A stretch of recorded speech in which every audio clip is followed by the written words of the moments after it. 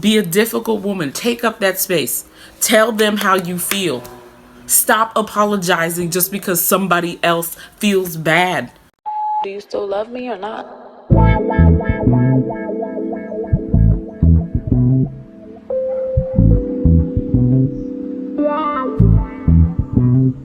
I need something outside.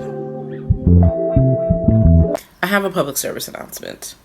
Be a difficult woman. Be a difficult woman. That is how I am moving forward in my life. And I don't mean difficult unnecessarily, but I feel like a lot of women and a lot of black people in general, so including men, we get the title of being difficult when we're just doing what we're trying to do and not doing what people tell us to do. I grew up in America, okay? So I'm not speaking for people who live in other places. You guys have your own societal expectations.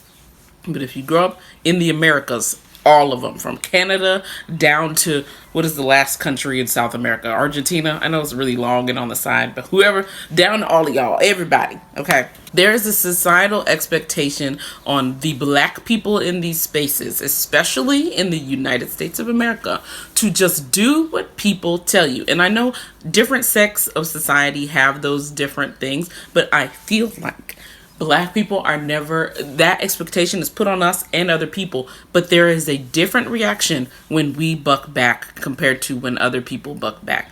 A lot of people buck back in their own different ways, but as a black person, I have observed, not just in my own life, but out in the world and even on the internet when people tell their stories, that there is a different level of aggression and pushback that we get, that when we decide to stand up for ourselves and say, I didn't like that you did that, and or no, I'm not going to do that. Like, there is a different level of obedience ascribed to blackness. And because of that, we get labeled as difficult a lot. A lot of people get labeled as difficult. Like I said, not discounting anyone, but that's the last disclaimer I'm going to make about this. A different level of harshness is applied, or I should say put onto black people trying to express some sort of agency.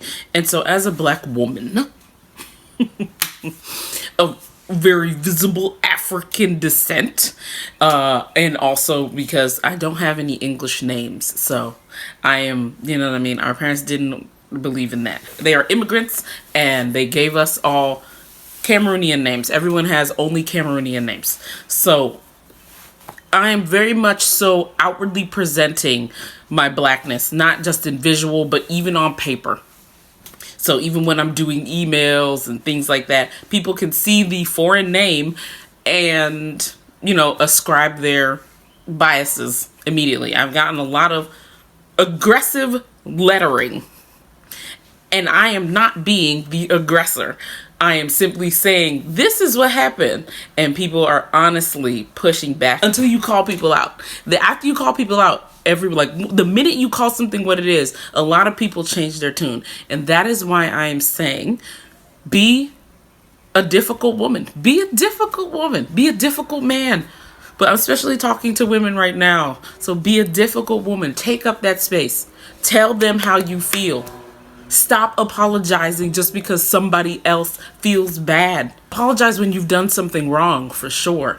But a lot of people weaponize women, especially women, our emotional sensitivity to other people's emotions.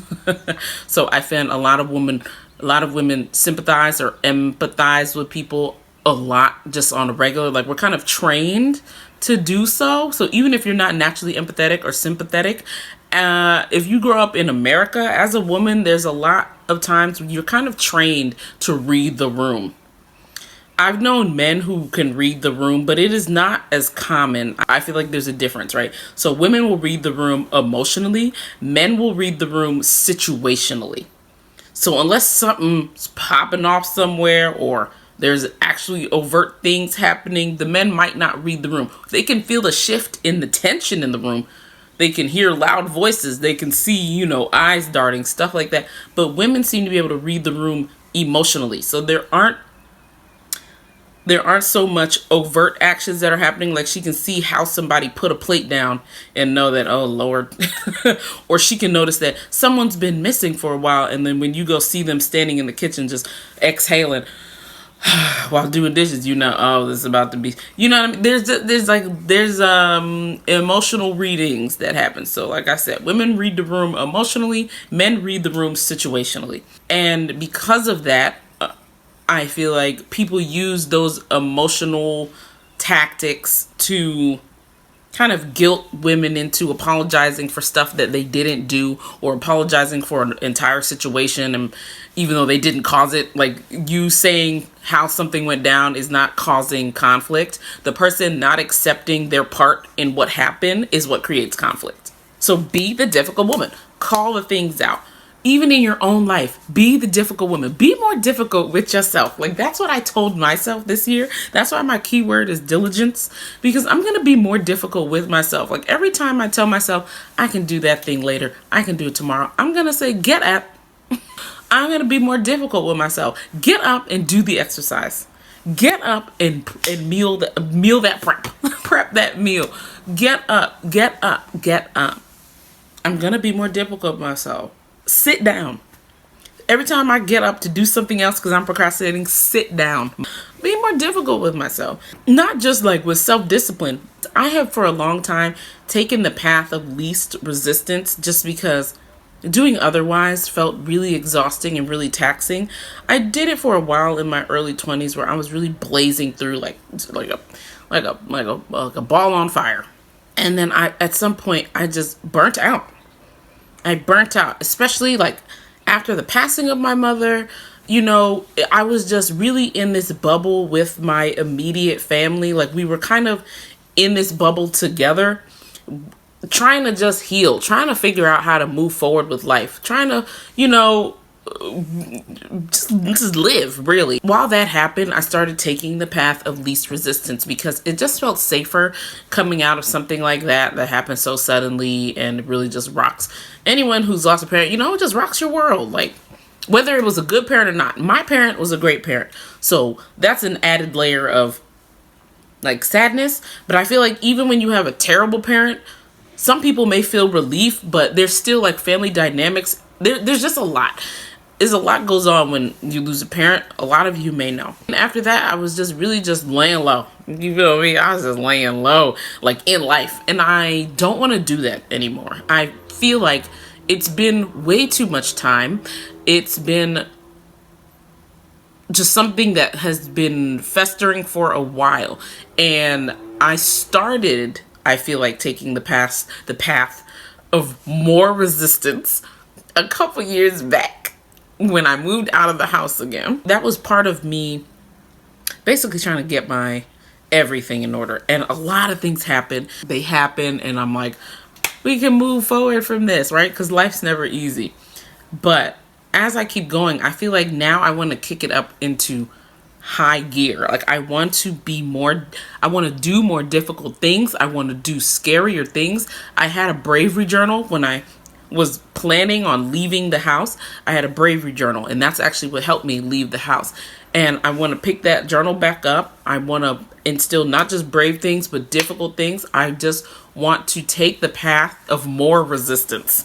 I want to be difficult. I don't want life to be hard. I want to try harder, you know? Anyway, that was my quick PSA.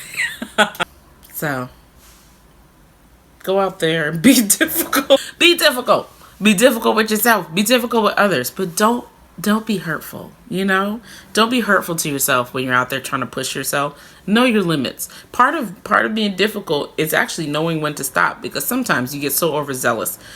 But be difficult in a sense where it's like, know what you're supposed to do and do it. Don't stop making yourself think that you have to do extra when it's not necessary, unless you feel like it's going to actually help you in your life or help your family or help something in the long run. Doing a little extra sometimes helps, but it's not, especially at work, because they will cut you anyway. Do you understand? You can do all the extra stuff in the world and they will just use that to find your replacement. They will be like, thanks for all that work. Now we can sack you and get your replacement in here. I am determined to do that.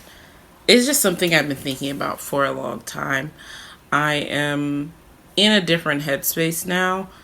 I think it's beautiful. I really think it's a beautiful headspace I'm in, where I can't stand for the bullshit. Not from myself, not from anyone else. I can't stand for the bullshit. It kind of started to rub off on me more when I got into this relationship. I feel like all the things I did bravery wise, they compounded. And when it comes to standards for meeting a person, never feel bad about your standards when they are truly quality centered. Never feel like other things can be flexible, but depends on what you want in life. But it's more about expressing that standard upfront to the people you're dating. Because the right person, they're never going to say your standards are too high. They will meet them. Because, you know what I mean? They will meet them. They will meet them. If they don't meet them when you meet, they will make sure to be making sure they uphold themselves to the standard you have set, because there's no other way to come. If you're somebody with a certain belief system, ask them how, they feel about their belief system, how they live a lifestyle, the lifestyle you want to live. If that is a non-negotiable for you, you need to express those things.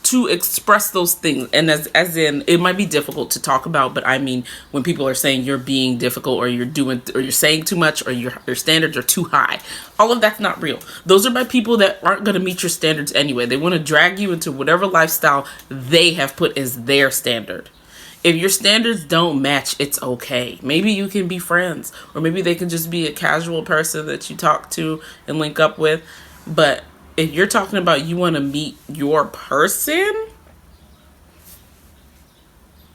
do not lower those qualitative standards. Don't lose that about. It's not, be difficult. Be difficult about it. Don't budge. When you say, I need somebody who understands that I am a busy person. I can't answer the phone all the time. I can't do this. I can't blah, blah, blah. But I will make time for you. If that is how you operate, somebody else might also be busy. That might be the person that you need to find. Someone who's a little busier. Maybe the person that wants you on their phone all day long, checking in, doing this, doing that, and that's not your style. Those standards, you have a life standard. You're not going to mesh. You shouldn't have to, I think, lower that for somebody. I feel like you need to find a busier man.